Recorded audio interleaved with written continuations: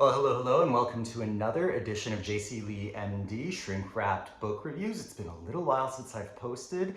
I'm busy trying out new ideas and concepts for this channel, and so in the next little while, you may see some changes both in terms of branding and just overall editing. I'm hoping to upgrade in anticipation of 2024. As always, please feel free to leave a comment or a like. I do read every one of them. They're not that many so far. But I'd love to get feedback to make this channel grow with, sort of time and with interest. So today's shrink wrap book review is from the Carlat publishing company called Prescribing Psychotropics. And boy, do I wish I had discovered this prior to my 4 board exams, 2 in Canada and 2 in the States. Now, for those of you who are in the know, who are prescribers, the Carlat group obviously does a lot of independent reviews of, sort of pharmacological evidence, lit reviews, etc., and they're generally touted as being far less pharmaceutical company influenced. That is to say, they tend to have more of an independent stance. They're also not as sort of enamored with the luster of academia, and they present a somewhat outsider but very pragmatic perspective. And so ever since residency, I was sort of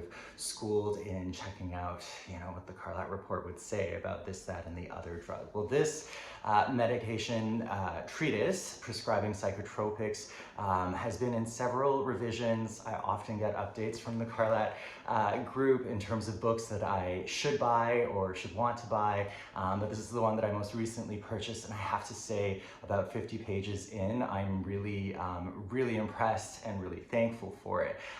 If you've ever wondered, what the hell pharmacodynamics, pharmacokinetics are, if you've wondered about Tmaxes, Cmaxes, and how they might impact the way you prescribe as a prescriber, or how they might add to your understanding as a person who is taking medications in immediate release or modified release forms. I think this book is really incredible. As a prescriber, I'm often scratching my head, like, what do I do in cases of bariatric surgery where the, sort of gut absorption is different? What are the potential caveats for modified release substances and prescription drugs in that situation? So what I love about this book so far is that it lays all of that out in clear, understandable prose. This is not ivory tower, like you need to have a PhD to understand, because I certainly don't have one, but it is highly pragmatic, and it's actually already, in 50 pages in, as I'm reading before my